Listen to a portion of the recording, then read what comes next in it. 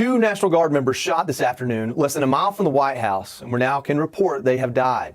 West Virginia Governor Patrick Morrisey announcing the news on X, writing in part, "It is with great sorrow that we can confirm both members of the West Virginia National Guard who were shot earlier today in Washington, D.C. have passed away from their injuries. These brave West Virginians lost their lives in service of their country."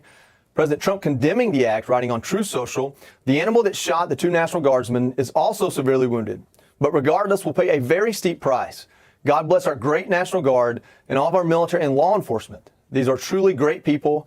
I, as President of the United States, and everyone associated with the office of the presidency, am with you." D.C. police confirming that a suspect is in custody. The president is now in Florida at his Mar-a-Lago estate, while the White House is in lockdown. And FBI Director Kash Patel says the FBI is engaged in assisting with the investigation. Fox News correspondent Mark Meredith is on the scene, and he joins us now. Mark, what's the update?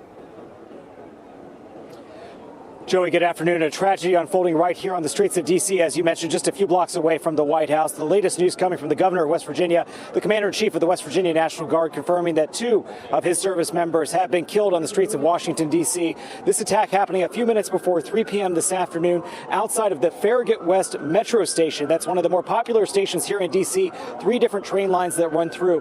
This was also an attack that appeared to happen just outside of the station. I was hearing from a source who had a good vantage point from this, where you could see that those service members were simply right outside of a bus station. It was like a glass enclosure in addition to where the actual train station is, and that's where it appears those gunshots occurred. The suspect also in custody. No update yet on his condition, but you can imagine here the tremendous loss that the entire city of D.C. as well as our neighbors in West Virginia are also facing right now.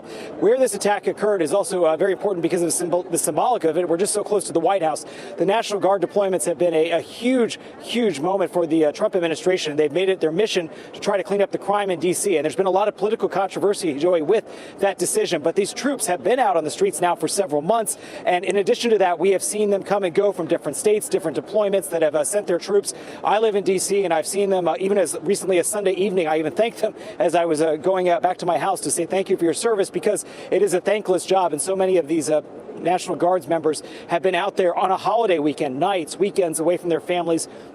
And there had been some criticism from some that they felt that this wasn't an accurate deployment, but these people were obviously targeted here, and there's an indication that this was somebody that wanted to send a message. We know that the president, vice president, all top levels of the government have been responding to this in real time.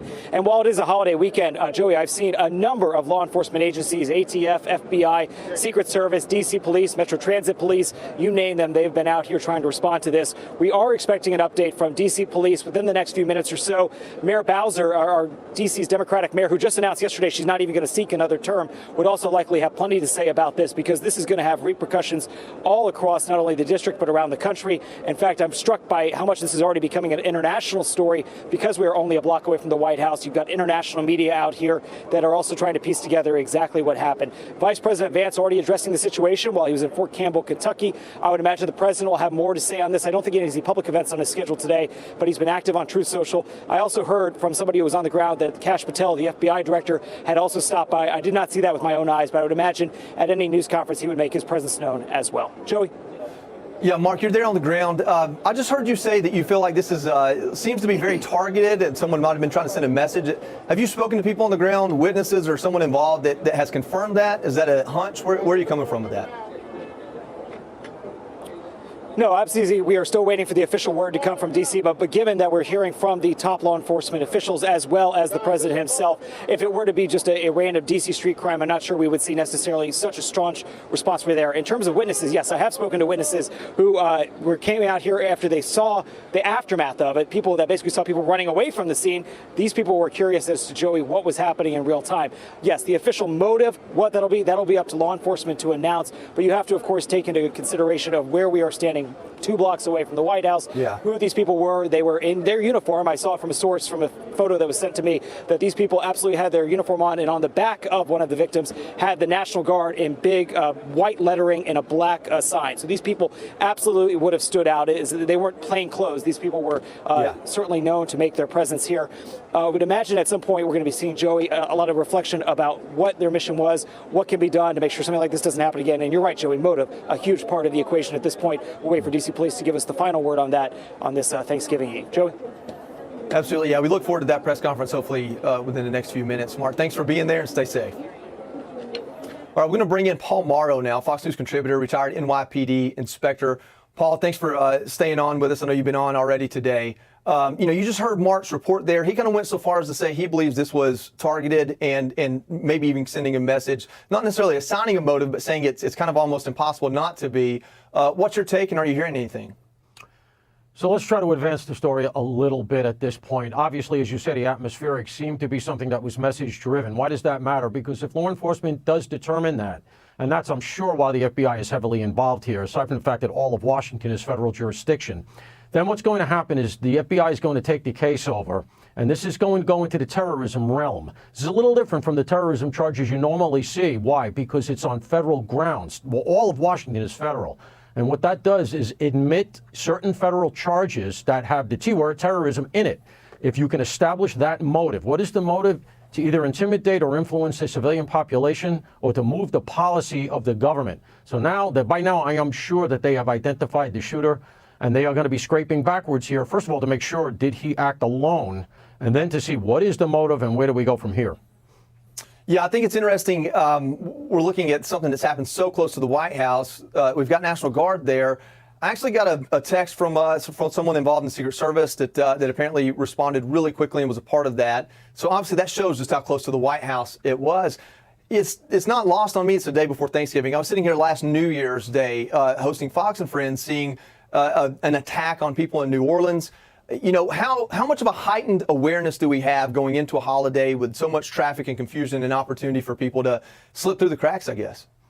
Yeah, it's a good point. And you know what? It does happen. It seems like every year in New York, we've had a number of these. They don't, thankfully, rise to this level, but you do get threats around the holidays very, very often. And it's just one of these things that it's an emotional time of the year. It seems to set people off.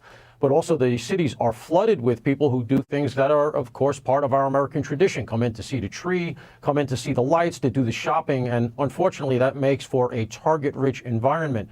So we would always get, doing counterterrorism here in New York for years, we would always get threats around the holidays, things that were related to the holidays, things that were related to holiday events. And at this point, you know, look, we don't know for sure. But the fact that this happens within the penumbra of the holidays, that also feels like something of an indicator. So we'll just have to see, is there a motive that's apparent? Is there a manifesto? Is there stuff online? They're going to be looking at all of this, and they're getting their arms around it now. By now, I would think the FBI is probably very close, if not already, asserting jurisdiction, because you need one person in charge here. That's key. There's a lot of agencies in D.C. You know, they're all running around bouncing into each other. Get one person in charge and run this thing. Yeah, Paul, that's my next question here. So you have experience in counterterrorism working in the city that really helped invent counterterrorism post 9/11. I mean, the levers that New York City can pull are unlike any other city. But Washington, D.C. is the capital of our country. The federal government is, by and large, located there. I know that post 9/11, a lot of the concerns and complaints were that these different agencies didn't talk to each other. And it seems like when we have a school shooting or any type of major incident, we learn after the fact this person was on some sort of medication or there was this marker, this red flag. As we move into this, looking at D.C. specifically, what agencies are there? I mean, if they have this person's name, can they backfill with all that information now and start gathering it almost instantaneously? Is it that there's information on people sitting there and you just need an instant like this to bring it to the top? Yes. The short answer is yes. You know, we spend a lot of time beating up on our federal agencies and law enforcement, but I can tell you that all of them are going to answer the bell on this. This is such an horrific thing that there are people all over the area in D.C. who have decided, the heck with Thanksgiving, I'm going in.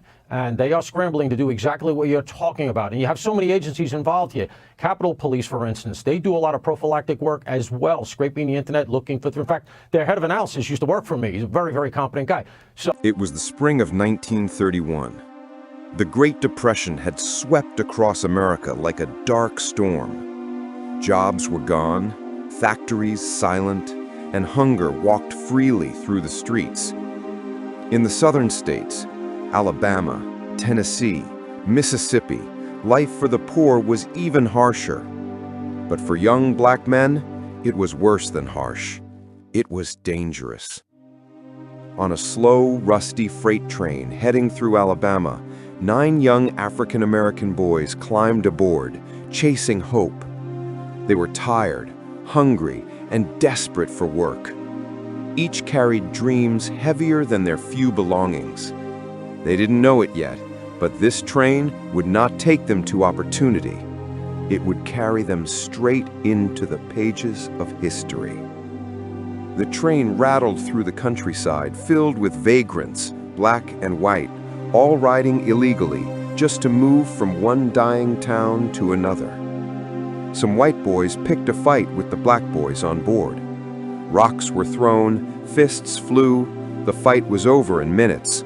But when the train stopped near a small Alabama town called Scottsboro, the white boys ran to the authorities, angry, humiliated, and seeking revenge. They accused the black boys of raping them. No one asked for evidence, no one asked questions. By the end of the day, 9 black teenagers, some as young as 13 years old, were dragged into jail, beaten, and branded as criminals before a trial even began. Newspapers screamed the headline, 9 Negro boys arrested for rape. The South